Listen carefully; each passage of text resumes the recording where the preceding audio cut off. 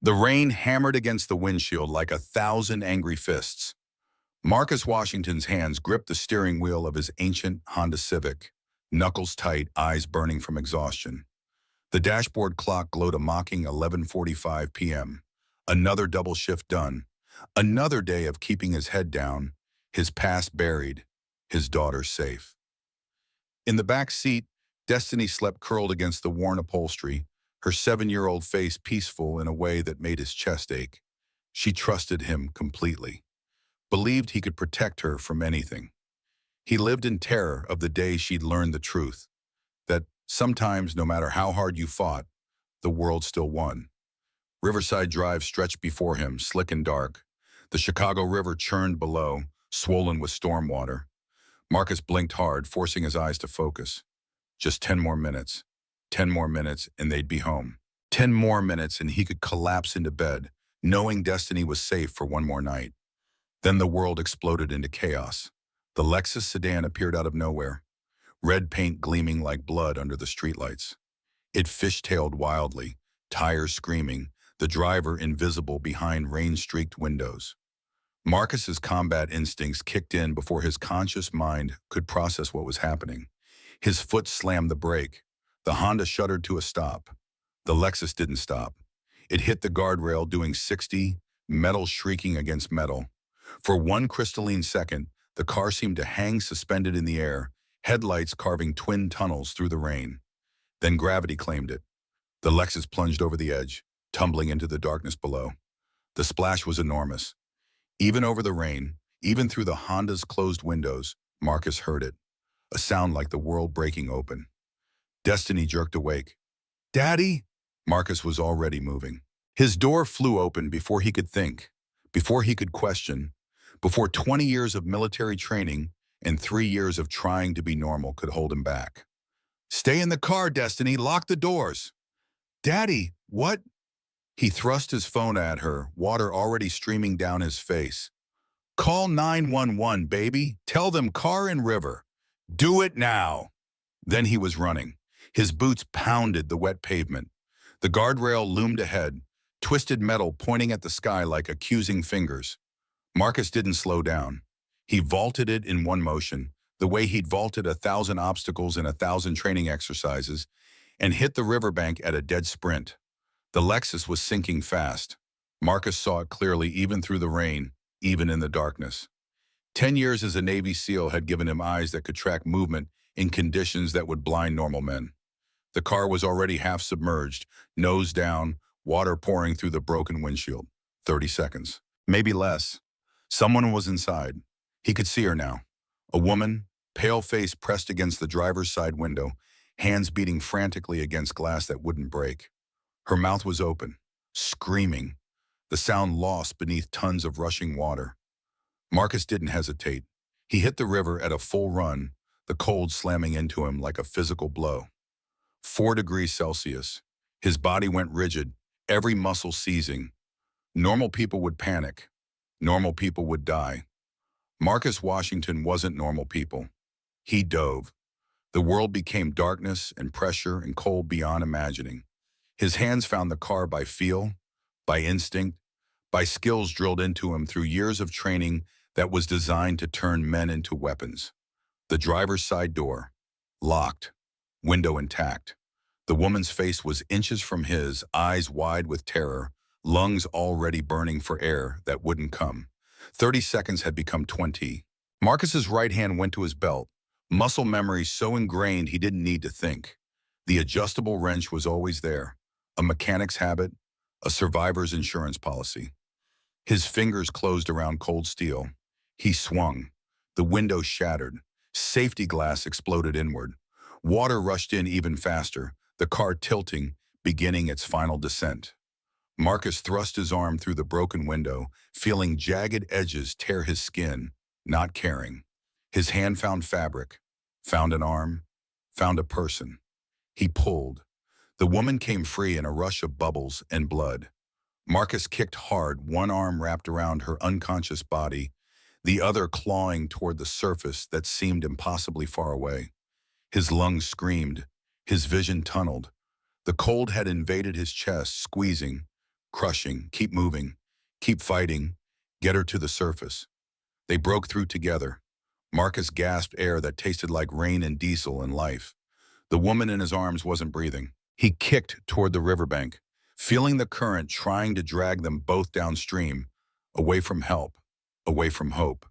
His legs burned, his arms shook. Blood from the cuts on his hand turned the water around them pink. He didn't stop until his knees hit mud. The riverbank rose before him, steep and slick. Marcus hauled the woman onto solid ground, laying her flat on her back. In the glow of distant streetlights, he could see her clearly for the first time. Early 30s, expensive clothes ruined by river water, dark hair plastered to a face that was turning blue. Not breathing. 20 years of training took over. Marcus tilted her head back, checked her airway, placed his hands over her sternum. The compressions came automatically. 30 of them. Hard and fast and exactly 120 beats per minute. The rhythm was so deeply ingrained he could have done it in his sleep. Come on, breathe. 2 rescue breaths, watching her chest rise and fall. Back to compressions, ignoring the fire in his own chest, the way his hands shook, the blood still streaming from the cuts on his palm. On the 3rd cycle, she convulsed. Water exploded from her mouth. She coughed, choked, rolled onto her side and vomited river water onto the muddy ground. Her eyes fluttered open.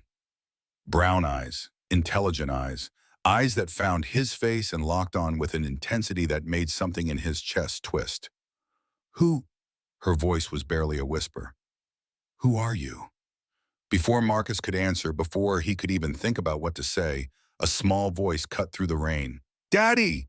Destiny was running toward them, having ignored every instruction he'd given her, 7 years old and terrified and brave beyond measure. Marcus caught her as she threw herself at him, tiny arms wrapping around his soaked shirt. I called them. I called like you said. They're coming. Sirens wailed in the distance. Red and blue lights painted the underside of the storm clouds. The woman on the ground tried to sit up, failed, collapsed back with a groan. My brakes! Her voice was stronger now, edged with something that might have been fear or might have been rage.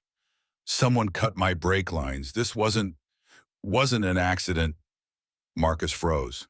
The sirens were getting closer. In 60 seconds, maybe less, this riverbank would be swarming with cops and paramedics and questions. Questions about who he was, what he'd been doing here, why a mechanic had the training to execute a perfect deep water rescue and flawless CPR. Questions that might lead to answers he couldn't afford to give. Daddy? Destiny's voice was small. The lady said someone hurt her car.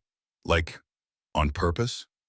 Marcus looked down at his daughter's upturned face, then at the woman who was still staring at him with those impossibly focused eyes, and made a choice he'd spend the next 3 weeks questioning.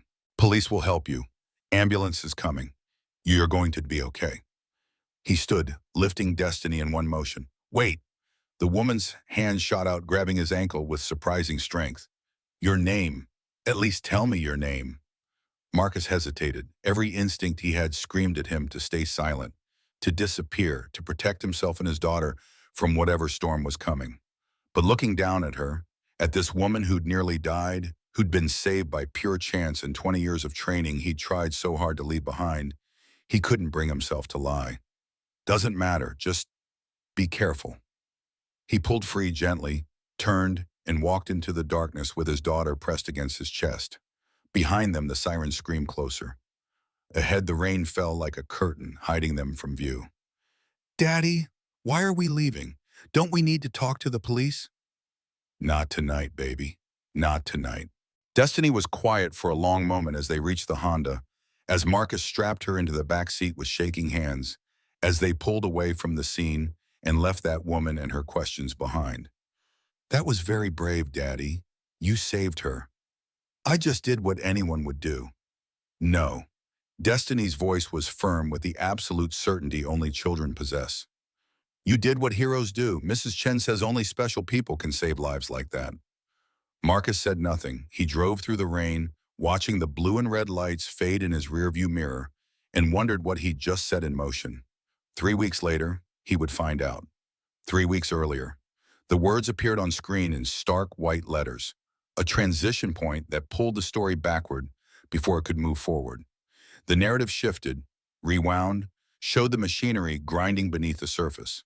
The FBI field office in downtown Chicago was a monument to bureaucratic efficiency: gray walls, gray carpet, gray faces belonging to people who'd seen too much and believed too little. Special Agent Davis sat behind a gray desk in a gray interview room and studied the man across from him with eyes that gave nothing away. Marcus Washington looked exactly like his file suggested he would. Mid-30s, black, muscular in the way that came from actual work, not gyms, hands scarred from years of mechanical labor, posture that screamed military even though he was trying to hide it. "Mr. Washington," Davis's voice was flat, professional, the tone of a man who'd conducted this same interview 1,000 times. "You worked for Hartford Industries 5 years ago, is that correct?" "Yes, sir." Marcus kept his hands folded on the table, his expression neutral. "Military contractor position, aircraft maintenance for their defense division. And during that employment, you had access to the company's financial systems?" Something shifted in Marcus's eyes, a wariness, a recognition that this conversation was going somewhere bad. "Partial access to approve parts orders for the maintenance department. Standard protocol.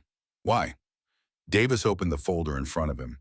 Inside were spreadsheets, bank statements, digital forensic reports that had taken the FBI's Cybercrimes Division 6 months to compile. The numbers told a story. $67 million siphoned from Hartford Industries over 6 years through a web of fake invoices, shell companies, and offshore accounts. All of it leading back to one person. $67 million, Mr. Washington. That's a lot of airplane parts. Marcus's face went pale. Not the pale of guilt, the pale of someone watching their entire world collapse in real time. "What? I left that job 5 years ago. I haven't touched those systems since." Davis slid a printout across the table. Email headers, digital signatures, IP logs, all bearing Marcus Washington's credentials, all authorizing transfers that no legitimate maintenance operation would ever require. "These emails came from your account. These signatures match your digital certificate. These IP addresses trace back to you." Davis let each word land like a hammer blow. "You're going to be arrested, Mr. Washington. Today. The only question is whether you want to cooperate." "I didn't send those emails." Marcus's composure cracked.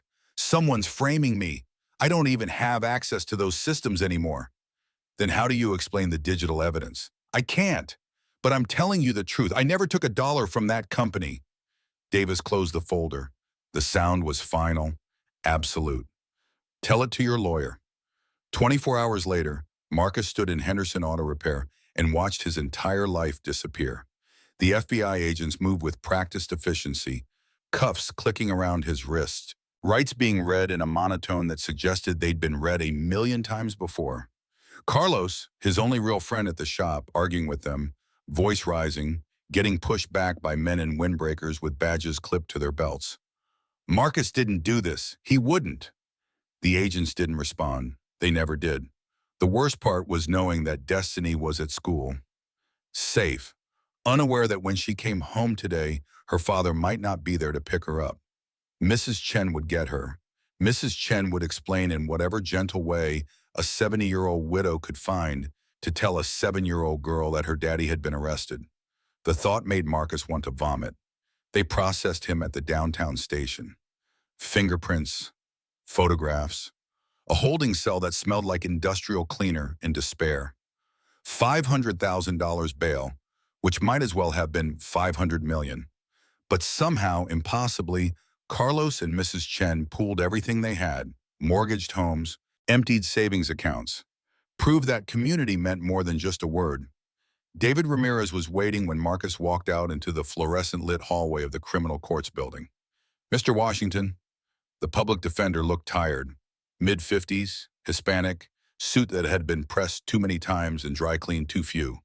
But his handshake was firm, his eyes sharp. "I'm your court-appointed attorney. We need to talk." They found a conference room that probably hadn't been updated since the Reagan administration. David spread files across the scratched table while Marcus sat in silence, still processing the fact that he was free, at least for now. I'm going to be straight with you. David didn't waste time on pleasantries. The evidence is bad, very bad. Emails with your digital signature, bank transfers from your IP addresses, 6 years of fraudulent activity, all pointing directly at you. I didn't do it. I believe you. The words came out flat, factual. I've been doing this 23 years. I can spot a liar in the first 30 seconds. You're not lying, but believing you and proving you're innocent are two very different things. Marcus leaned forward, elbows on his knees, head in his hands. I have a daughter, 7 years old. If I go to prison, I know, I read the file. David's voice softened fractionally. Wife deceased, no other family except a sister in Milwaukee. Destiny would go into the foster system. The words hit like bullets, each one finding its mark, each one doing damage that wouldn't show on the outside, but would leave scars that never healed. So what do? We fight. I've already filed a motion for forensic examination of the digital evidence. If these emails and signatures are forged, an expert can prove it. But, David hesitated. But what? But that costs money, real money, tens of thousands of dollars that the court won't pay for unless we can show compelling reason. And the prosecutor on this case is Thomas Chen. He's aggressive, well-connected, and he doesn't lose. Who's the judge? Victoria Hartford. Marcus's head snapped up. Hartford? As in daughter of Jonathan Hartford, the man who founded Hartford Industries. But before you start screaming conflict of interest, she doesn't work for the company, never has. She chose law over the family business. Made judge 3 years ago. She's fair by the book, but strict as hell. She recuses from anything involving her father's company, right? Usually, but this case isn't against the company. It's against you for allegedly stealing from them. Different situation. David gathered his papers. Preliminary hearing is in 3 weeks. Judge Hartford will preside unless she finds a specific conflict. Until then, stay clean, stay quiet, and for God's sake, don't do anything that could be construed as contact with potential witnesses. Marcus nodded, but his mind was already elsewhere. Back on that riverbank 3 weeks ago, on a woman's face, pale and terrified, eyes locking onto his. The judge's name was Victoria Hartford. The woman he'd pulled from the river had never given him her name. The coincidence was too perfect, too terrible, but he pushed the thought away because the alternative was too impossible to believe. The Cook County Criminal Courts building squatted in downtown Chicago like a monument to institutional power. All concrete and glass and the weight of 1,000 ruined lives. Marcus climbed the steps with David Ramirez beside him, wearing a suit borrowed from his lawyer because he couldn't afford to buy one. The fabric hung wrong on his shoulders, the sleeves too short, the pants too long. He looked exactly like what he was, a poor man playing dress-up for a system designed to chew him into pieces. Remember, David's voice was low, urgent. Don't react to anything. Don't speak unless I tell you to. And whatever you do, don't make eye contact with the judge unless she addresses you directly. Why not? Because you're already facing $67 million in fraud charges. The last thing we need is someone thinking you're trying to intimidate the bench. They passed through security, metal detectors, bag checks, guards who looked at Marcus's face and saw exactly what society had trained them to see. A threat, a criminal, someone to watch. Courtroom 7C was half full. Richard Blackwell sat in the front row behind the prosecution table, CEO of Hartford Industries, 56 years old, and looking like he'd stepped out of a boardroom in a building that cost more than most people made in a lifetime. His suit was custom. His watch was Rolex. His expression was carved from granite and contempt.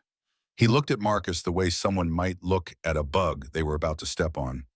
Marcus forced himself to look away, to focus on the defense table, to take his seat beside David and fold his hands, and try to control the shaking that wanted to start in his fingers and spread to his entire body. Destiny was with Mrs. Chen today, safe, away from this. She didn't need to see her father in a courtroom, on trial, facing the possibility of decades in prison. But God, he wished he could see her face. Just once. Just to remember what he was fighting for. The bailiff's voice cut through the murmur of conversation. All rise for the Honorable Judge Victoria Hartford. The room stood as one. Marcus rose with them, eyes fixed on the floor, hands at his sides, breathing carefully through his nose because his heart was trying to hammer its way out of his chest. The door behind the bench opened. Judge Victoria Hartford entered in a sweep of black robes, her posture perfect, her expression neutral, her dark hair pulled back in a severe bun that made her face look carved from marble. She moved with the kind of confidence that came from years of knowing that when she spoke, people listened or faced consequences. Marcus looked up. For one endless, impossible second, their eyes met. The world stopped. It was her, the woman from the river. 3 weeks ago, unconscious in his arms, vomiting water onto muddy ground, staring up at him with eyes that had seen death and come back from it. Those same eyes were staring at him now from behind the bench, wide with recognition in something that might have been shock or might have been horror. Victoria Hartford's face went pale. A muscle jumped in her jaw. Her hands, reaching for the gavel, trembled. She knew. Marcus felt his lungs seize. His training screamed at him to look away, to break eye contact, to do anything except stand here and confirm what they both already knew. But he couldn't move, couldn't breathe, couldn't process the sheer impossibility of this moment. The woman he'd saved was the judge who held his fate in her hands. The daughter of the man whose company had been robbed was the one who would denied if Marcus had done the robbing. The universe had just folded in on itself, and Marcus was trapped at the center of the collapse. Victoria broke eye contact first. She sat, movements mechanical, and opened the file in front of her with hands that shook just enough to make the papers rustle. When she spoke, her voice was absolutely level, professionally neutral, giving away nothing. Court is in session.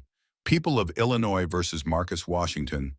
Mr. Chen, Mr. Ramirez approached the bench. David moved. Marcus stayed frozen in place, watching Victoria's face, watching her refuse to look at him again, watching her maintain perfect judicial composure while the world burned down around them both. At the bench, Victoria spoke in a voice too low for Marcus to hear. David's expression shifted from confusion to concern. Thomas Chen, the prosecutor, looked surprised, then calculating.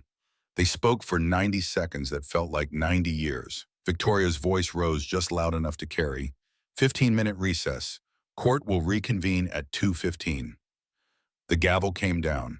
She stood and walked out of the courtroom without looking at Marcus even once. In her chambers, Victoria Hartford pressed her back against the closed door and tried to remember how to breathe. The file lay open on her desk. Marcus Washington, 34 years old.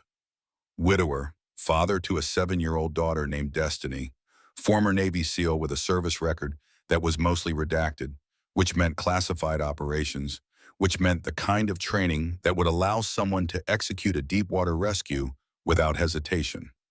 She'd spent 3 weeks trying to find the man who'd saved her life. 3 weeks working with Frank Torres, her private investigator, going through traffic camera footage, following leads that went nowhere, wondering if she'd dreamed the whole thing. The brake lines on her Lexus had definitely been cut. The police investigation was ongoing. Someone had tried to kill her, and the man who'd saved her was now sitting in her courtroom, accused of stealing $67 million from her father's company. Victoria's hands shook as she reached for her phone. Sarah, her clerk answered on the first ring. I need you to file a recusal motion. Immediately. Ma'am, on what grounds? Prior personal contact with the defendant. Conflict of interest. This case needs to be reassigned. There was a pause. Judge Hartford, if you recuse, the case goes to Judge Harrison. Victoria closed her eyes. William Harrison, 62 years old, 91% conviction rate, known for being prosecution-friendly, for disliking public defenders, for running his courtroom like a military tribunal where the defendant was guilty until proven innocent, and sometimes not even then. If she recused herself, Marcus Washington was as good as convicted. If she didn't recuse herself, she was violating every ethical standard that separated justice from corruption. The decision took 3 seconds. File the motion. This case is reassigned, effective immediately. Yes, ma'am. Victoria hung up and sat down hard in her chair. Outside, through the closed door, she could hear the murmur of the courtroom. In 15 minutes, she would have to walk back out there, face Marcus Washington, tell him and everyone else that she was stepping aside, condemn him by doing the right thing. Her father's voice echoed in her memory. Trust the system, Victoria. Always trust the system. But what did you do when the system was broken? When doing the right thing meant sacrificing someone who'd saved your life? When justice and mercy stood on opposite sides of a line you couldn't cross? Victoria didn't have an answer. She just knew that in 15 minutes, she would walk back into that courtroom and make the choice that would haunt her for the rest of her life. Victoria Hartford walked back into courtroom 7C with the weight of the world pressing down on her shoulders. Every eye in the room turned toward her. Every person waiting to see justice dispensed, never knowing that justice sometimes required sacrifice. That doing the right thing could feel exactly like doing the wrong one. She took her seat, smoothed her robes, picked up the gavel with hands that had finally stopped shaking. Marcus Washington sat at the defense table, his borrowed suit hanging wrong on his frame, his eyes locked on her face with an intensity that made her want to look away, but she couldn't. She owed him at least this much. The truth delivered face to face, even if it destroyed them both. After reviewing the case materials, I must recuse myself from this matter. The words fell into the courtroom like stones into still water. Ripples spread outward. Thomas Chen, the prosecutor, sat up straighter. David Ramirez's face went carefully blank. Richard Blackwell, seated in the gallery, allowed himself the smallest smile. Your Honor, David was on his feet. May I inquire as to the nature of the conflict? Victoria had prepared for this, had rehearsed the words in her chambers until they came out smooth and professional and gave away nothing that mattered. I have had prior personal contact with the defendant outside the scope of this case. To maintain the integrity of these proceedings and avoid any appearance of impropriety, this matter will be reassigned to Judge William Harrison. She let her eyes meet Marcus's one last time, tried to communicate everything she couldn't say out loud. I'm sorry, you saved my life. I wish there was another way. I'm condemning you by doing what's right, and I will never forgive myself for it. His face showed nothing, but something in his eyes understood. This court is adjourned. Judge Harrison will set a new hearing date within 2 weeks. The gavel came down.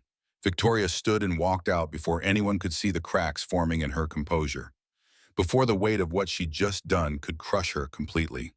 Before she could change her mind and destroy her career and her integrity for a man she'd met once on a riverbank in the rain. Behind her, the courtroom erupted into chaos.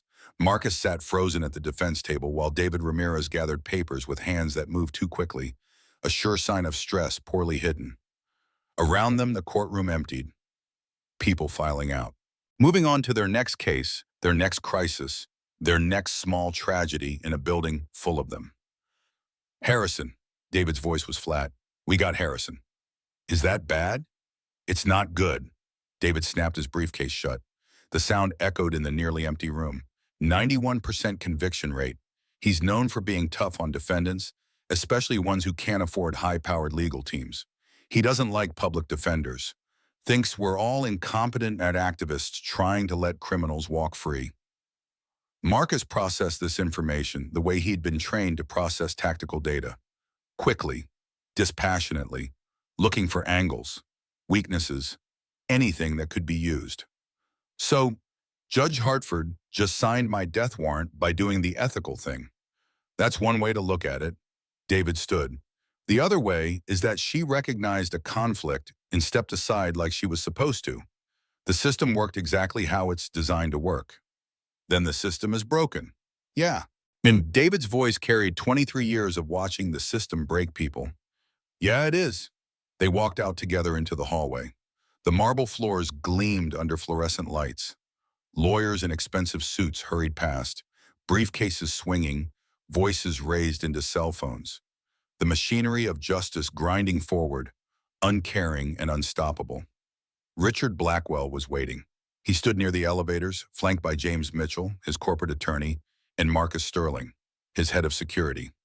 Sterling was 6'4", 240 pounds of controlled violence in a tailored suit.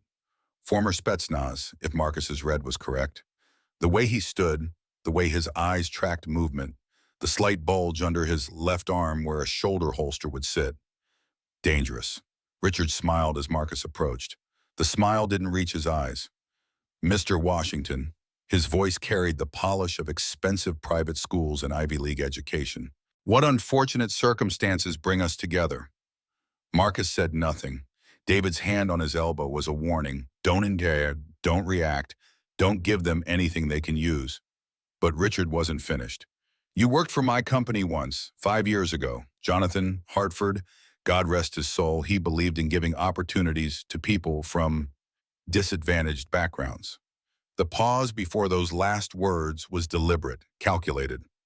Military veterans, people trying to rebuild their lives. He trusted you with access to our systems, to our finances. I never betrayed that trust. Evidence suggests otherwise. Richard stepped closer. Marcus could smell his cologne, something expensive and subtle and completely at odds with the venom in his words. $67 million, Mr. Washington. That's not a rounding error. That's not a mistake. That's theft on a scale that ruins companies, destroys families, puts hundreds of people out of work. I didn't take your money. Of course you didn't. Richard's smile widened. That's what they all say. Every criminal I've ever met swears they're innocent. But the evidence doesn't lie. Digital signatures don't forge themselves. Wire transfers don't authorize themselves. James Mitchell spoke up, his voice carrying the same privileged accent as his clients. Mr. Washington, with your military background, you understand honor, duty. Why would you throw all that away? Why steal from people who gave you a chance? The words hit like acid, burning through Marcus's carefully maintained control. Because they were asking questions he'd asked himself 1,000 times. Why would anyone think he was capable of this? What had he done? What had he failed to do to make the world believe he was a thief? David's voice cut through the moment. Gentlemen, my client has no comment. If you want to discuss the case, you can direct all inquiries through the DA's office. Richard ignored him completely. His eyes stayed locked on Marcus. Judge Harrison is a fair man, strict but fair. He'll review the evidence. He'll see exactly what we all see. Richard paused. And then you'll go to prison for a very long time. Tell me, Mr. Washington, who will raise your daughter while you're serving your sentence? Mrs. Chen, your sister in Milwaukee? Or will she end up in the foster system, bouncing from home to home, wondering why her father abandoned her? Marcus moved before he could think. One step forward, hands coming up, 20 years of combat training ready to turn Richard Blackwell's smug face into hamburger. But David was there somehow, body between them, hands on Marcus's chest, pushing him back. Don't give him what he wants. Marcus forced himself to stop, to breathe, to step back. But his voice came out low and deadly. Don't you ever talk about my daughter. Ever. Richard laughed, actually laughed. Or what? You'll assault me? Add another charge to your list? He turned to Mitchell. Make a note. Threatening behavior from the defendant could be useful during sentencing. Sterling spoke for the first time. His voice carried a slight Russian accent, barely detectable. We should go, Mr. Blackwell. Let Mr. Washington consider his position. They left. 3 men in suits that cost more than Marcus made in a year, walking away from a confrontation they'd engineered purely for sport. Because they could. Because the system protected them and crushed people like him. Marcus stood in the hallway and felt something inside him break. That night, in the darkness of his small apartment, while Destiny slept in the next room, Marcus sat at the kitchen table and stared at his phone. Victoria Hartford's contact information wasn't hard to find. Judges were public figures. Their office numbers were listed. But calling her would be insane, would violate every boundary, would confirm exactly the kind of inappropriate relationship Richard Blackwell would love to exploit.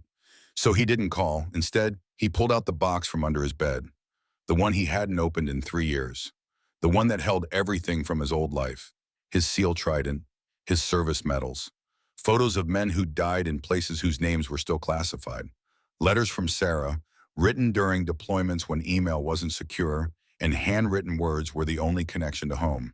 At the bottom of the box was his military ID from his last day of active duty, Marcus Washington, Petty Officer First Class, Naval Special Warfare Development Group.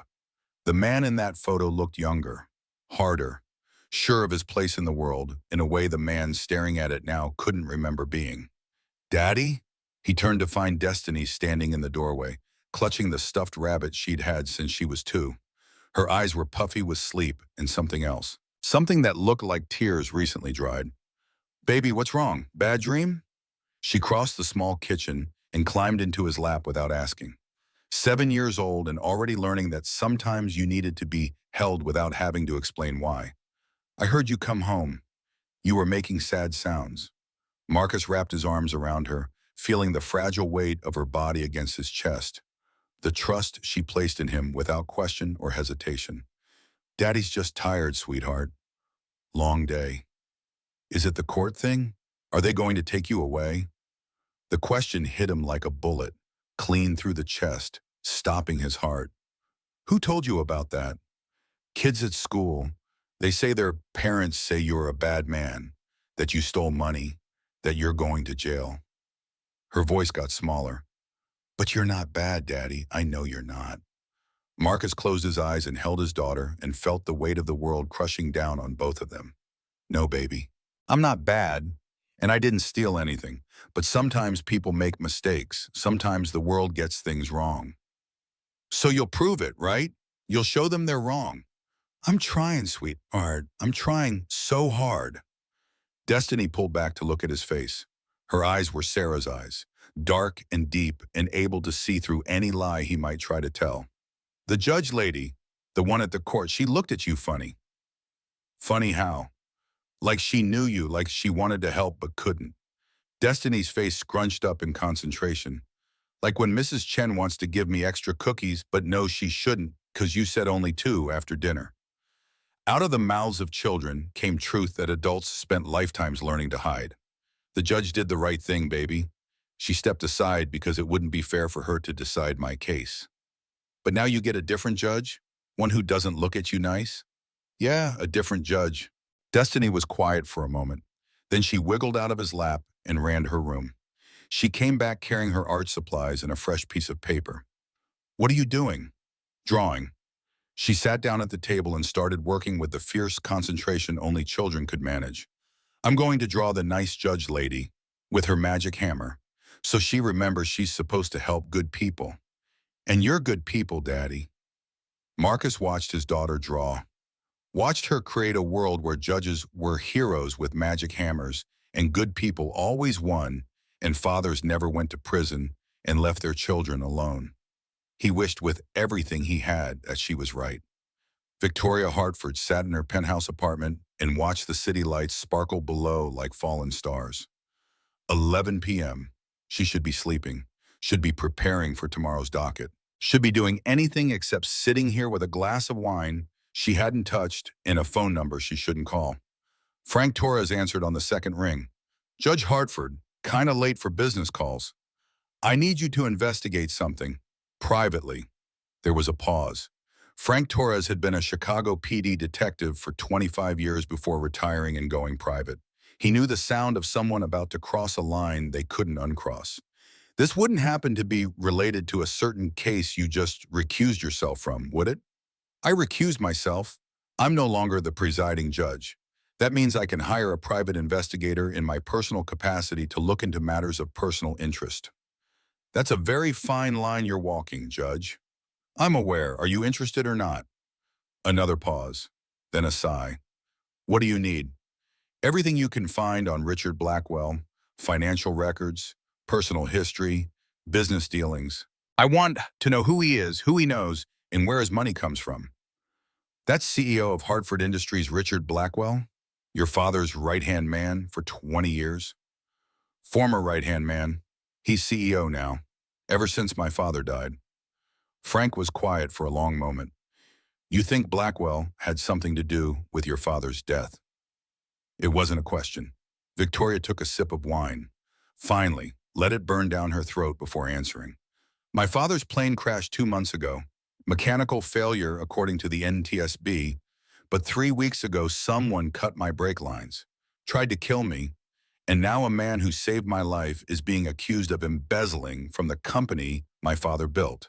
$67 million that disappeared over 6 years. The same 6 years Richard Blackwell was CFO before moving up to CEO. You think Blackwell embezzled the money and is framing Washington? I think the coincidences are piling up too high to ignore. And if I find something, then we give it to Marcus Washington's attorney. Let him decide what to do with it. Judge, Frank's voice carried a warning. If anyone finds out you're investigating a case you were accused from, you're done. Career over. Disbarred. Everything you've worked for, gone. Victoria looked at her reflection in the dark window, saw her father's eyes staring back. Jonathan Hartford had believed in justice, in doing what was right even when it was hard, especially when it was hard. Then I guess you'd better be discreet. She hung up before Frank could argue further. For the next 3 days, Victoria Hartford went through her normal routine, presided over cases, issued rulings, maintained the perfect facade of judicial neutrality. At night, she waited for Frank Torres to call. On the 4th day, he did. Found something, you're not going to like it. Tell me. Richard Blackwell has gambling debts. $3.2 million, spread across casinos in Atlantic City and Vegas. Debts that were paid off in full 6 weeks after your father died. Paid from an account in the Cayman Islands that didn't exist before that payment. Victoria's hand tightened on her phone. Keep going. Your father's plane. I talked to the mechanics who serviced it the week before the crash. They swear everything was perfect. No mechanical issues, no warnings, nothing that would suggest catastrophic failure. But NTSB investigators found evidence of fuel line degradation. Except here's the thing, that degradation, it takes months to develop. But the mechanics checked those same fuel lines around 7 days before the crash. They were fine. Someone sabotaged the plane after the inspection. That's what it looks like. Can't prove it, but the timeline doesn't add up any other way. Victoria stood and walked to the window. Below, Chicago spread out in all directions. Millions of people living their lives, unaware that in this tower, in this moment, truth was being uncovered that would change everything. What about Marcus Washington? Clean as they come, military service record is mostly classified, but what I can see is exemplary. Honorable discharge, no criminal history, no financial irregularities. He makes $32,000 a year as a mechanic, pays his bills on time, and his only debt is $60,000 in medical bills from his wife's cancer treatment 3 years ago. He's being framed. Looks that way. Question is, can we prove it? We need a forensic digital expert, someone who can examine those emails and digital signatures that allegedly came from Marcus. If they're forged, an expert can prove it. That kind of analysis costs serious money, $20,000, $30,000 minimum. Victoria didn't hesitate. I'll pay. Find the best expert you can. Tell them to bill me directly. And Frank, this needs to stay completely confidential. Judge, you know I have to ask, why are you doing this? Washington's just another defendant. Why risk everything for him? Victoria closed her eyes and saw Marcus Washington diving into freezing water, saw him pulling her from a sinking car, saw him performing CPR with hands that were cut and bleeding, never stopping, never giving up, fighting death itself because that's what heroes did. Because someone has to. And right now, I'm the only one who can. Marcus lost his job on a Tuesday. Mr. Henderson called him into the office at the end of his shift. The old man looked uncomfortable. Wouldn't meet Marcus's eyes as he delivered the news in a voice that shook with either age or guilt, or both. I'm sorry, Marcus. You're a good worker. Best mechanic I've had in 20 years. But customers are complaining. They don't want someone accused of theft working on their cars. And the other guys, they're uncomfortable. It's not fair, I know it's not, but I can't afford to lose business. Marcus nodded, didn't argue, didn't beg, just cleaned out his locker and walked out into the afternoon sun with a box of tools and no idea how he was going to pay next month's rent. Carlos caught him in the parking lot. Man, this is garbage. You want me to talk to Henderson? Stage a walkout? Something? No, he's got a business to run. I understand. Understanding doesn't pay bills, brother. Marcus set the box in his trunk. His hands were steady. His voice was calm. but inside he could feel panic rising like floodwater. I'll figure something out. Always do. But that night, lying awake while Destiny slept, Marcus did the math and watched his life fall apart in columns of numbers that didn't add up to survival. Savings, $4,300. Monthly expenses, rent $1,200, utilities $200, food $300. Destiny's school supplies, clothes, medical insurance, 1,000 small necessities that added up to more than he had. Bail money owed to Carlos and Mrs. Chen, $17,000. Trial costs if convicted, everything. His freedom, his daughter, his life. At 2 in the morning, Destiny woke screaming. Marcus was in her room before the second scream finished. She was tangled in her sheets, tears streaming down her face, reaching for him with hands that trembled. "Daddy, they took you. They put you in a cage, and I couldn't find you."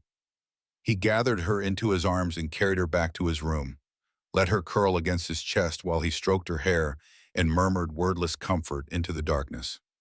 "Just a dream, baby. Just a bad dream." But it felt real. It felt like you were gone forever and I was all alone. "I'm right here. I'm not going anywhere." "Promise, Boz?" The word hung between them, a promise he desperately wanted to make and absolutely couldn't guarantee. "I promise I will fight with everything I have to stay with you." "That's a promise I can keep." Destiny was quiet for a long time, then in a voice so small it barely carried across the pillow between them.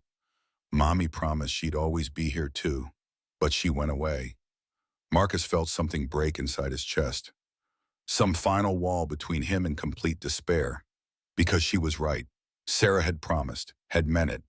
And cancer hadn't cared about promises or love or a little girl who needed her mother. "Your mommy didn't want to leave you, sweetheart. Sometimes bad things happen that we can't control. But I'm going to fight. I'm going to fight so hard." "Will the magic hammer lady help?" "What?" Destiny lifted her head to look at him in the dim glow of the nightlight. "The judge lady. From court. She looked at you like she wanted to help. Maybe if we ask her really nice, she'll use her magic hammer to fix everything."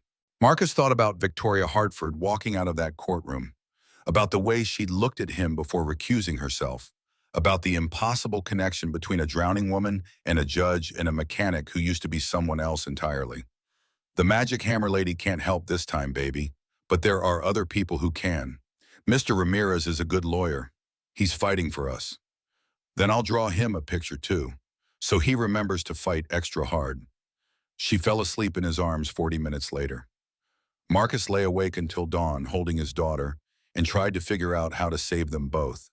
The call came on a Thursday. David Ramirez sounding more energized than Marcus had ever heard him. "We caught a break, a big one." Marcus was at the park with Destiny, watching her play on swings that squeaked with each arc. He pressed the phone tighter to his ear. "What kind of break?" "Forensic digital expert, Dr. Alan Wright, one of the best in the country. He's agreed to examine the emails and digital signatures for free, pro bono." Marcus's world tilted. "Why?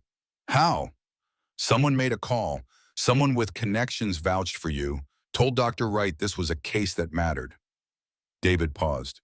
"He wouldn't tell me who, said his benefactor wanted to remain anonymous." "But Marcus, this is huge. If Wright can prove those emails were forged, we can get the charges dropped." "How long?" "He needs a week, maybe 2. Judge Harrison set the new trial date for 3 weeks from now. We'll have the results before then." Marcus watched Destiny swing higher, her laughter carrying across the playground. For the first time in weeks, he felt something that might have been hope. "David, thank you for believing me, for fighting." "Don't thank me yet. Let's win this thing first."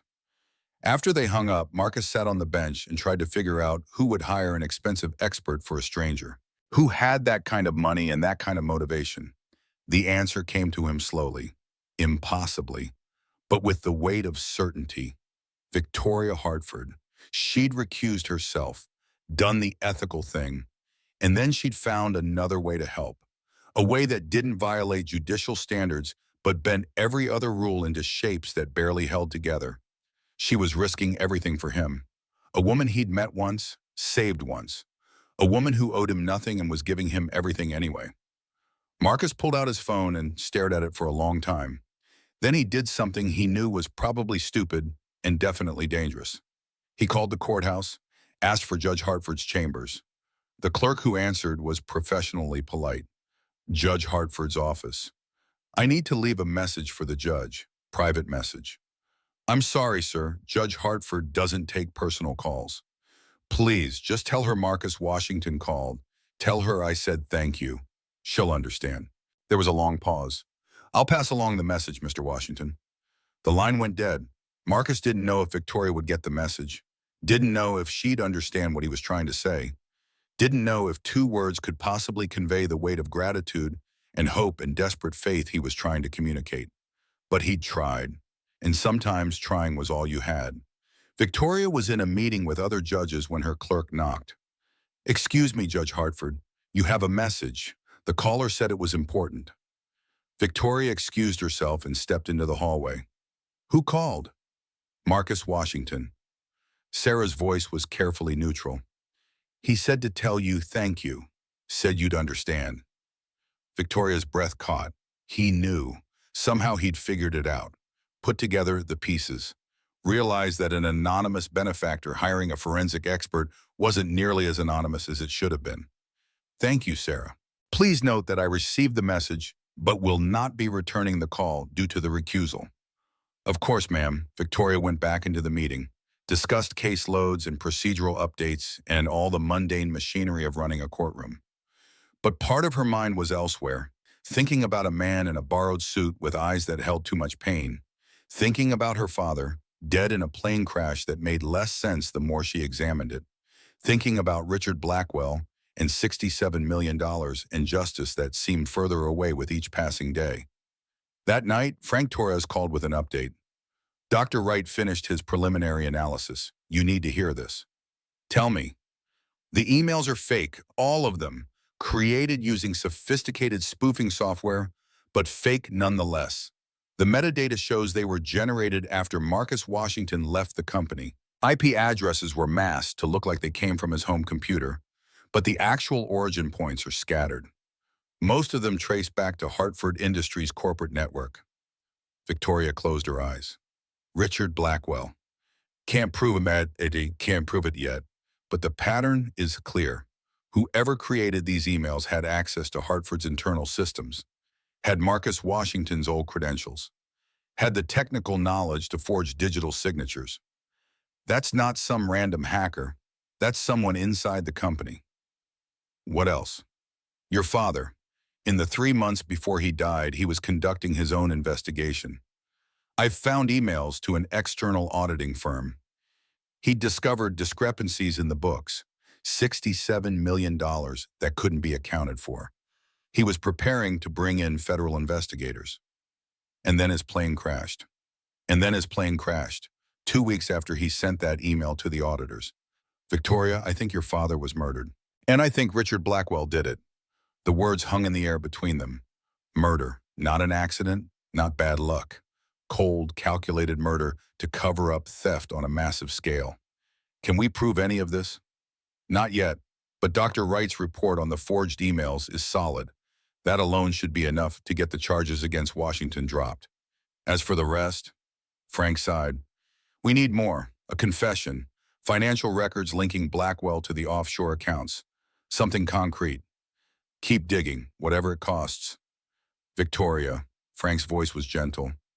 You know this could destroy you if it comes out. A sitting judge investigating a case she recused from? Even with the best intentions, it looks bad. My father is dead. An innocent man is being framed. Someone tried to kill me. I don't care how it looks. She meant it, every word, because some things mattered more than careers or reputations or playing by rules that protected the guilty and condemned the innocent. Some things were worth fighting for, even if the fight cost everything. The morning of the trial, Marcus Washington dressed in the same borrowed suit and tried not to think about what would happen if they lost. 3 weeks had passed since Judge Harrison took over the case.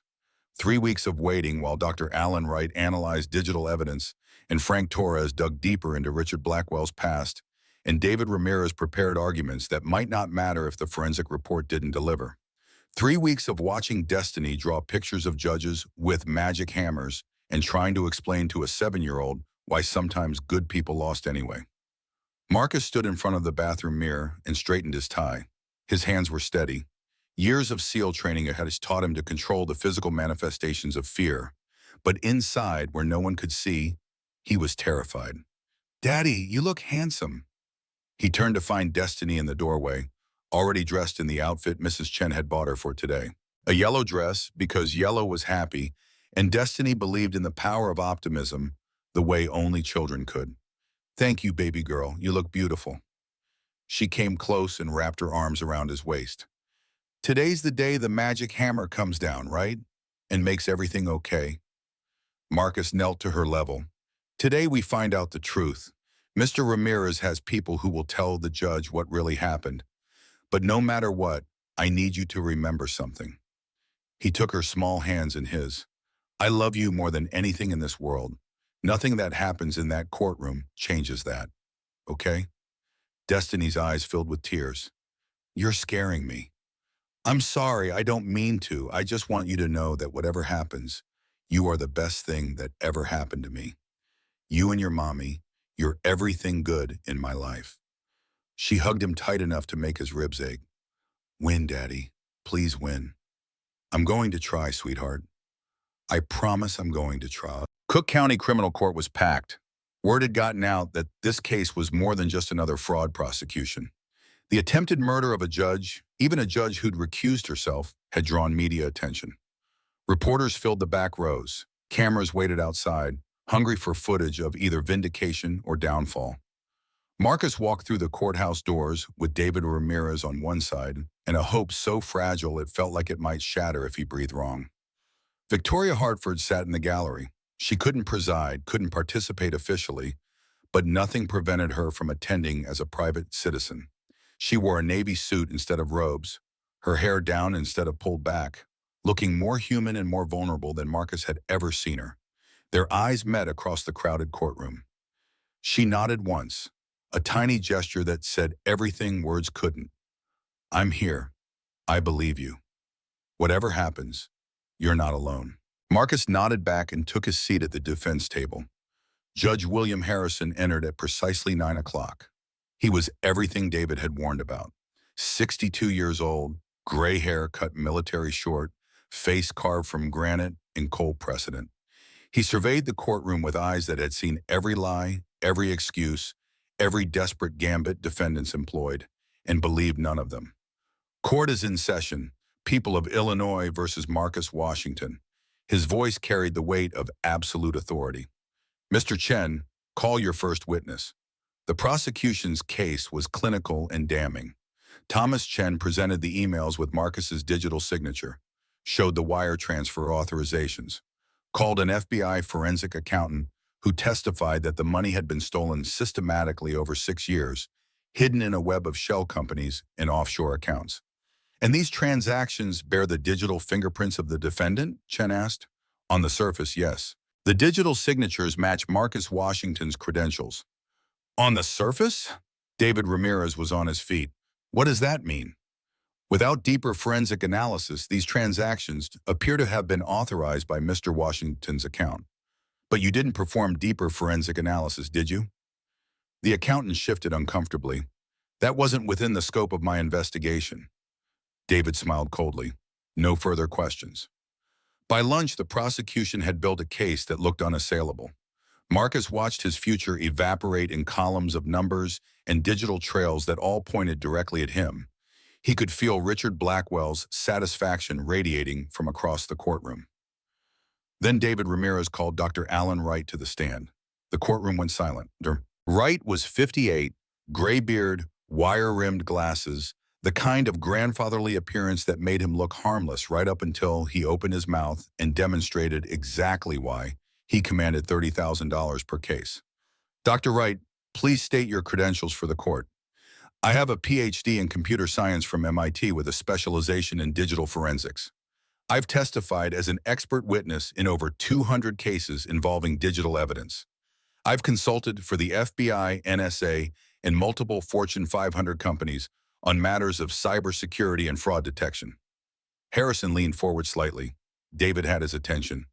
And you were asked to examine the digital evidence in this case? I was, specifically the emails and wire transfer authorizations allegedly sent by Marcus Washington. What did you find? Dr. Wright pulled out a report that looked about 50 pages thick. I found that every single email and authorization in question is a forgery. The courtroom erupted. Harrison's gavel came down like a gunshot. Order! I will have order! He waited until silence returned. Dr. Wright, that's a serious allegation. Please explain your findings. Wright adjusted his glasses and opened his report. Digital communications carry metadata, information about when they were created, where they originated, what software was used. Think of it as a fingerprint that can't be erased. These emails purport to be from Marcus Washington's account, but the metadata tells a different story. He pulled up a slide on the courtroom's display screen. First, the creation timestamps. These emails were all generated after Mr. Washington left Hartford Industries, some as recently as 8 months ago. Mr. Washington hasn't had access to company systems for 5 years. Chen shot to his feet. Objection. The defendant could have maintained unauthorized access. Sustain. Dr. Wright, can you address that possibility? Yes, Your Honor. That's where the IP addresses come in. Wright pulled up another slide. Each of these emails originated from within Hartford Industries' corporate network. Not from Mr. Washington's home, not from any location he's been documented to have access to. They came from inside the company. Furthermore, the digital signatures were created using enterprise-level spoofing tools that cost upwards of $50,000 and require extensive technical knowledge to operate. Mr. Washington is a skilled mechanic, but he has no training in advanced computer systems or digital forgery. And who would have both access to Hartford's network and the technical capability to create these forgeries? David asked. Someone with administrative privileges on the company's systems, someone in a senior position. Based on the access patterns and the sophistication of the forgeries, I'd estimate this was done by someone at the executive level. The implications hung in the air like smoke. Chen cross-examined for 30 minutes, trying to poke holes in Wright's analysis. But Wright was unshakable. Every attack was deflected with calm, precise explanations that only reinforced his conclusions. Marcus didn't look at Richard Blackwell. Didn't need to. He could feel the CEO's rage radiating across the room. When Wright finally stepped down, David called Frank Torres to the stand. Frank Torres took the stand with the bearing of a man who'd spent 25 years testifying in courtrooms exactly like this one. Mr. Torres, you're a private investigator? Retired Chicago PD detective. 25 years on the force. Now I work private investigations. And you were hired to look into the financial dealings of Hartford Industries? I was. By whom? Torres hesitated for just a second. A private client who wishes to remain anonymous. Someone with a personal interest in uncovering the truth. David didn't push. Neither did Chen, who was probably smart enough to realize that whoever had funded this investigation had done the prosecution's job better than they had. What did you discover? Richard Blackwell, current CEO of Hartford Industries, has offshore bank accounts in the Cayman Islands. Accounts that were opened 6 years ago and have received regular deposits totaling approximately $67 million. Furthermore, Mr. Blackwell had gambling debts of $3.2 million. These debts were paid off in full 6 weeks after Jonathan Hartford's death, paid from one of those offshore accounts. The number landed like a bomb. Chen was on his feet. Objection. This is completely outside the scope of the charges against Mr. Washington. Harrison looked at David. Your Honor, David said calmly, this goes directly to the question of who actually committed the embezzlement Mr. Washington is accused of. The defense has a right to present alternative suspects. Harrison considered for a long moment. I'll allow it, but Mr. Ramirez, stay focused on facts directly relevant to your client's innocence. Yes, Your Honor. David turned back to Torres. Did you find any evidence linking Marcus Washington to these offshore accounts? None whatsoever. Mr. Washington's financial records are completely clean. He makes $32,000 a year, pays his bills on time, has no unexplained income or assets. Chen's cross-examination was brutal, but ineffective. Torres had documentation for everything: bank statements, wire transfer records, casino payment receipts. a paper trail that led straight to Richard Blackwell and nowhere near Marcus Washington. By 4 o'clock, the case had shifted. What had started as a prosecution of Marcus Washington had become an indictment of Richard Blackwell. Thomas Chen gave it his best effort in closing arguments. He argued that rights analysis was theoretical, that offshore accounts in Blackwell's name didn't prove Marcus Washington's innocence, that reasonable doubt wasn't the same as proof of innocence. But his heart wasn't in it. Everyone in that courtroom could see the case crumbling. David Ramirez's closing was surgical. Your Honor, the evidence is clear. Marcus Washington didn't commit this crime. He couldn't have. The digital evidence has been proven false. The financial trail leads to someone else. My client is a hardworking father who made the mistake of being in the wrong place at the wrong time, of having credentials that someone could steal, of being an easy target for a frame job. Jonathan Hartford built his company on integrity.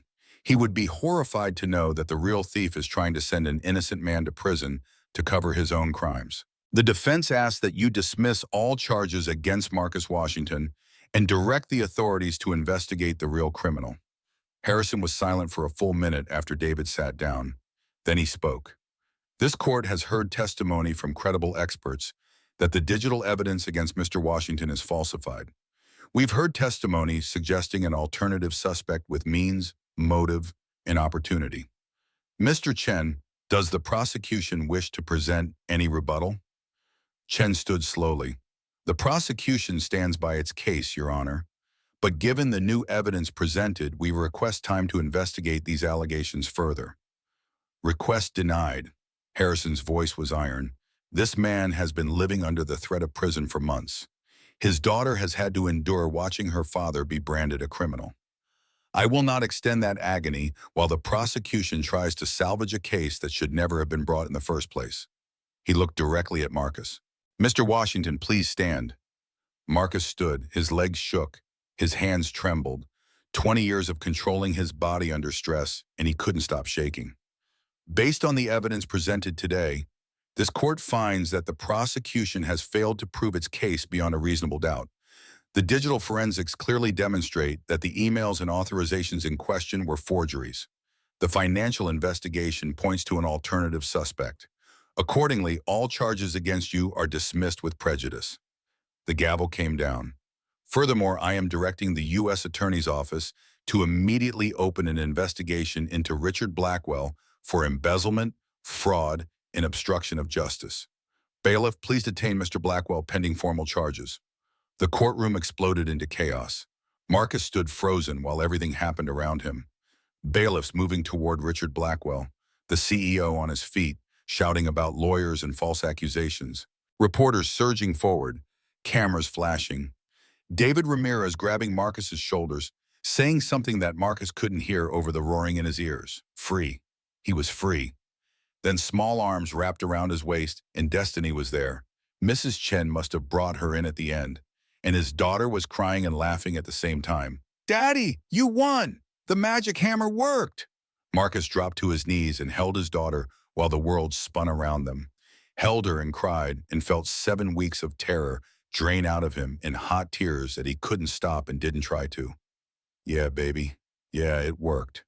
When he finally looked up, Victoria Hartford was still standing by the windows, still watching, still smiling that small, private smile that said she knew exactly what she'd done and didn't regret a second of it. Their eyes met across the chaos. Thank you, Marcus mouthed. Victoria nodded once.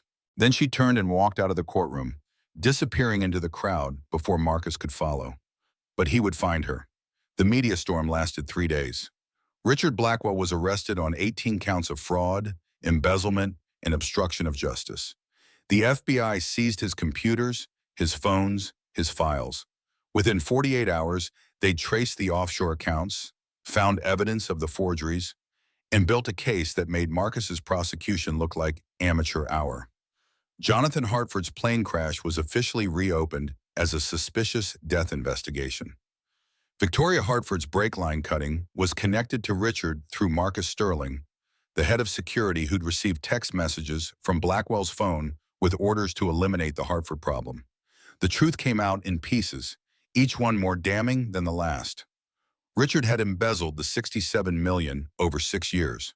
Jonathan had discovered the discrepancy 3 months before his death and confronted Richard privately. Richard had sabotaged the plane 2 weeks later. When Victoria started asking questions, Richard tried to kill her too, failed, then framed Marcus Washington, banking on the system, treating him exactly how the system always treated men like him. It had almost worked. Marcus gave one interview, local news, sat in his small apartment with destiny on his lap and answered questions about what it felt like to be falsely accused, to face prison, to watch the justice system work exactly how it wasn't supposed to. "I'm grateful," he said and meant it. "Grateful for my lawyer, grateful for the experts who found the truth, grateful to be home with my daughter." "Do you have plans to sue?" "The city and Hartford Industries have both offered settlements. My lawyer is handling that. Right now, I just want to go back to being Destiny's dad." And they settled for $2 million from the city for wrongful prosecution. Hartford Industries, under new management, offered $5 million in a formal apology. Marcus took the money and invested it carefully, set up a college fund for Destiny, paid off the medical bills from Sarah's cancer treatment, bought a small house in a better neighborhood with a yard where Destiny could play, and tried to figure out how to thank a judge who'd violated every ethical boundary to save him. 6 weeks after the trial, Marcus saw Victoria Hartford at the hardware store. He was shopping for supplies to fix the fence in his new backyard.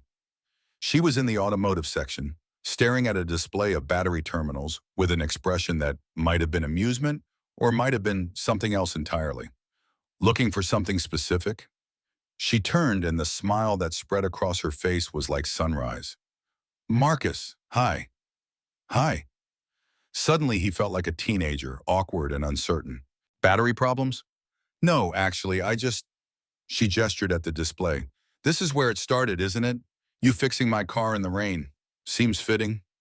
Marcus understood then. She'd come here looking for him, somehow tracked down where he shopped, what hardware store a mechanic would use, and put herself in his path in a way that didn't violate any remaining ethical boundaries. "Can I buy you coffee?" The words came out before he could overthink them. "There's a place around the corner, just to say thank you, properly." Victoria's smile widened. "I'd like that." The coffee shop was small and crowded and completely anonymous. They sat in a corner booth where no one would recognize either of them, cups of coffee cooling between them while they talked. "I know it was you," Marcus said. "Dr. Wright, Frank Torres, the investigation, all of it." "I don't know what you're talking about." But her eyes were dancing. "You risked everything." "I risked my career. You would have lost your daughter. Those aren't equivalent scales." Marcus wrapped his hands around his cup. "Why, you didn't know me, didn't owe me anything." Victoria was quiet for a long moment. When she spoke, her voice was soft. "You jumped into freezing water to save a stranger. Didn't think, didn't hesitate, just acted because someone needed help. That told me everything I needed to know about your character. The system was about to destroy a good man because it was easier than finding the truth. I couldn't let that happen. Your father would be proud." Pain flickered across her face. "My father is why I became a judge. He believed the law should protect people, not punish them arbitrarily. He built his company on integrity. Richard Blackwell destroyed all of that." She looked up. "I'm just glad we got him. Torres told David you're the one who figured it out. The connection between your father's death and the embezzlement. I had help. A very good investigator and an excellent forensic expert, both of whom I paid." Victoria smiled. "Money I had, justice you deserved." They talked for 2 hours about Jonathan Hartford and his legacy, about Sarah and the grief that never quite faded, about Destiny and her endless optimism, about the trial and the aftermath, and the strange relief of having the truth finally revealed. When they finally stood to leave, Marcus didn't want the conversation to end. "Can I see you again? Not for coffee, for dinner maybe?" Victoria hesitated, not from lack of interest. Marcus could see it in her eyes, but from the weight of everything that stood between them. "The trial is over. Richard's been convicted. There's no conflict anymore." "I know, but people will talk." The judge and the defendant she saved. "Let them talk." Marcus stepped closer. I don't care what it looks like. I care that you're the most remarkable person I've ever met, and I'd like to get to know you better. If you're willing. Victoria studied his face for a long moment. Then she pulled out her phone. Give me your number, I'll call you. Marcus rattled off his digits, watching her save them. Soon, he said. Soon, she agreed. Their first real date was a week later. Dinner at a small Italian place far enough from downtown that they wouldn't run into anyone from the courthouse. Marcus wore the first suit he'd ever actually owned, bought with settlement money and tailored to fit. Victoria wore a blue dress that made her eyes look like storm clouds. They talked about everything except the trial, books they'd read, movies they'd seen, the strange loneliness of single parenthood for Marcus, the different loneliness of choosing career over family for Victoria. Destiny wants to meet you, Marcus said over dessert. She does? She calls you the magic hammer lady, drew about 50 pictures of you during the trial. I think she's convinced you're some kind of superhero. Victoria laughed, a real laugh that lit up her whole face. I'm just a judge who bent a lot of rules. You're the person who saved her father. To a 7-year-old, that's pretty much the definition of superhero. I'd love to meet her if you think it's appropriate. I think it's time. They met at the park the following Sunday. Destiny wore her favorite yellow dress and bounced with barely contained excitement as Victoria approached. You're prettier than in my drawings, Destiny announced. Thank you, and you're exactly as sweet as your father said you were. Did you really save my daddy with a magic hammer? Victoria knelt down to Destiny's level. I didn't use a hammer. That's only for the courtroom. But I did help make sure everyone knew the truth about your daddy, that he's a good man who didn't do anything wrong. Destiny threw her arms around Victoria's neck. Thank you for not letting them take my daddy away. Victoria's eyes filled with tears. She hugged Destiny back and looked up at Marcus over his daughter's head with an expression that made his chest ache. They spent the afternoon together, watching Destiny play, talking about small things and large things and all the moments in between. When the sun started to set, Destiny was walking between them, holding both their hands. You should come to our house, Destiny announced. Daddy makes really good spaghetti. Marcus caught Victoria's eye over Destiny's head. No pressure, but the invitation stands. I'd love to see your home. The house was small but clean, filled with the warmth that came from actually being lived in. Destiny gave Victoria a tour that included detailed explanations of every single drawing on her walls. Marcus made spaghetti. They ate together at the small kitchen table while Destiny chattered about school and friends and all the minutiae of second-grade life. After dinner, while Destiny brushed her teeth, Marcus and Victoria did dishes together. Thank you for tonight, Victoria said softly. I haven't felt this normal in a long time. Normal is good. Normal is wonderful. She dried a plate, set it carefully in the cabinet. My life has been all work for so long. This feels real. Marcus turned off the water and faced her. It is real that us, whatever this is becoming, it's real and it's good, and I'd like to see where it goes. Even with all the complications, the media attention, especially because of that, we've already survived the worst. Everything else is easy.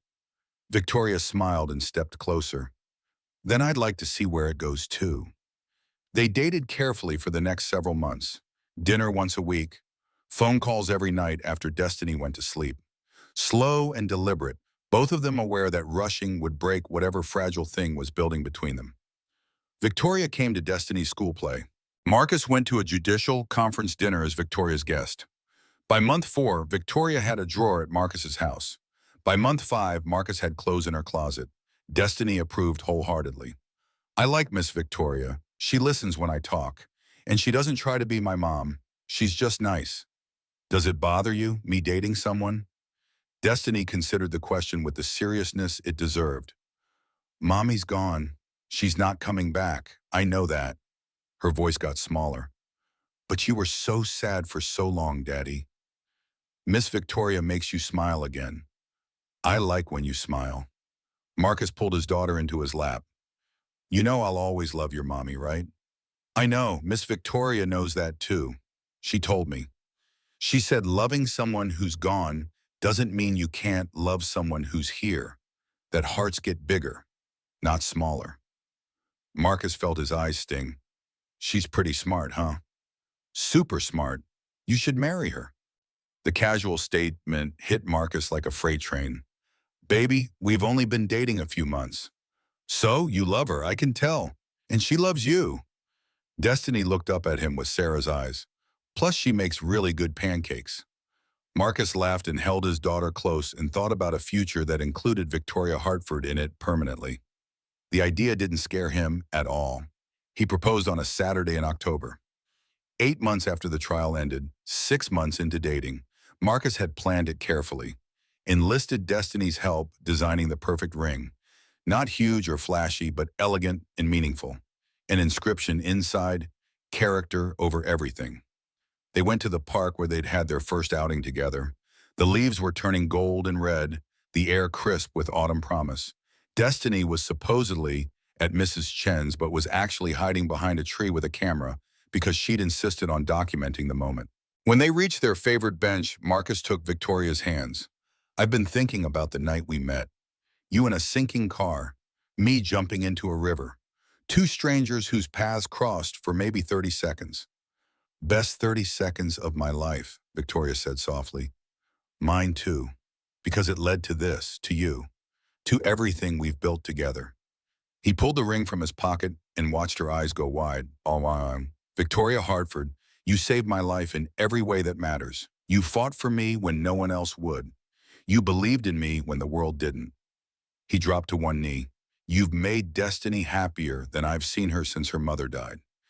You've made me believe in second chances, in good people doing hard things, in love that comes from the strangest places and changes everything.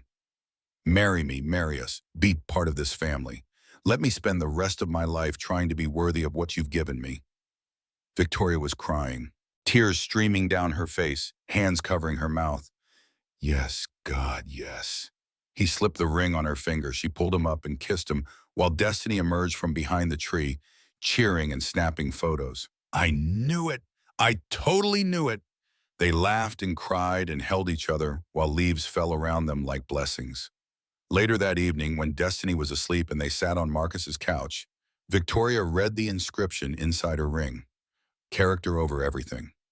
It's what my mother taught me, what the seals reinforced, what I'm trying to teach Destiny. He squeezed her hand. It's what you proved when you risked your career for a stranger. You were never really a stranger from that first moment on the riverbank, I knew. Victoria leaned her head on his shoulder. I knew you were someone worth fighting for. They married 6 months later in the park where Marcus had proposed. The ceremony was small. Mrs. Chen and Carlos and David Ramirez. A handful of friends who'd stood by them through everything. Judge William Harrison, who dismissed the charges and later admitted he was happy to be proven right about Marcus's innocence.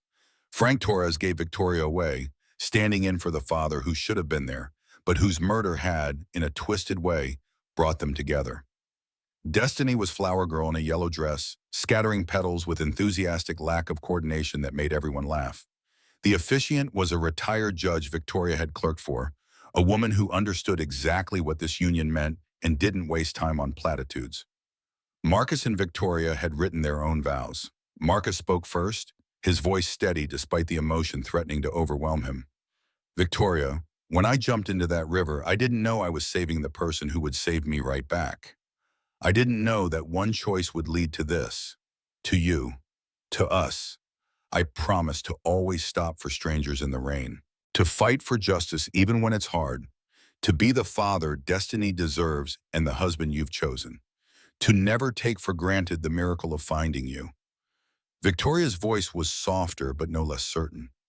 Marcus, you showed me what true character looks like, what it means to act without hesitation when someone needs help. I promise to believe in you always, to stand beside you when the world doesn't, to love Destiny as fiercely as I love you, to trust that the impossible can happen when good people fight for each other, to use whatever magic hammer I have to protect this family we're building. They exchanged rings. The officiant pronounced them husband and wife. They kissed while their small gathering cheered, and Destiny made exaggerated gagging sounds before declaring that actually it was very romantic, and she approved. The reception was in Marcus's backyard. Carlos barbecued. Mrs. Chen made her famous dumplings. Destiny gave a speech about how she'd known they'd get married from the very beginning because she was very smart about these things and had excellent matchmaking instincts. When it was David Ramirez's turn to speak, the public defender, who'd fought so hard for Marcus's freedom, stood with his glass raised and his eyes bright. I've been a public defender for 24 years. I've seen the system fail more times than I can count. Seen innocent people convicted. Seen guilty people walk free. Seen justice delayed and denied and destroyed. He paused, looking at Marcus and Victoria. But sometimes, just sometimes, the system works. Sometimes good people fight. Sometimes truth wins. And sometimes two people find each other in the most impossible circumstances and prove that miracles do happen. Marcus, you never gave up hope even when you had every reason to. Victoria, you risked everything for what was right. Together, you've shown us what justice actually looks like when it's allowed to work. This is what we're all fighting for. He raised his glass higher. To Marcus and Victoria. To destiny. To families built on courage and truth. To second chances. To the magic that happens when good people refuse to quit. Everyone drank to that. As the sun set and the party wound down, Marcus found Victoria standing alone at the edge of the yard, watching Destiny chase fireflies across the darkening lawn. He wrapped his arms around her from behind, and she leaned back against his chest. "Happy?" he asked. Deliriously. She turned in his arms to face him. "A year ago, I was drowning, literally and figuratively. My father was dead. Someone was trying to kill me. I thought I was alone in the world.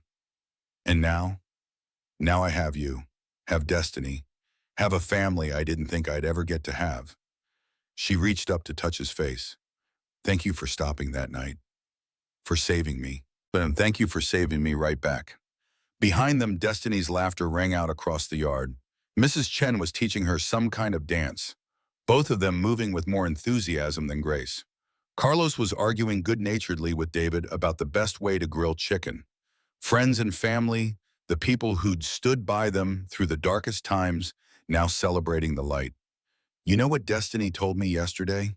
Victoria said softly. "What?" "She said that magic hammers are real, that they don't fix everything all at once. But if you use them right, if you fight for what matters, good things can happen. She said I used mine to help you. And you used yours, invisible as it was, to help me. And together we made magic." Marcus smiled. "She's a smart kid." "She is, and she's right." Victoria looked up at him, her eyes reflecting the first stars appearing overhead. "We did make magic, the kind you make yourself. The kind that comes from choosing to act when you could walk away. From choosing to fight when it would be easier to give up. From choosing to believe in each other when the world said we shouldn't." From across the yard, Destiny called out, "Daddy, Mom, come dance. Mrs. Chen is teaching me, and it's really fun, even though I'm terrible." Mom, not Miss Victoria anymore. Just Mom. Simple and perfect and right. Marcus took Victoria's hand. "Shall we?" "Absolutely." They walked together across the grass toward their daughter, toward their friends, toward the life they'd built from chaos and courage and the stubborn refusal to let injustice win. The evening air was warm. The fireflies danced. Laughter rose into the darkening sky.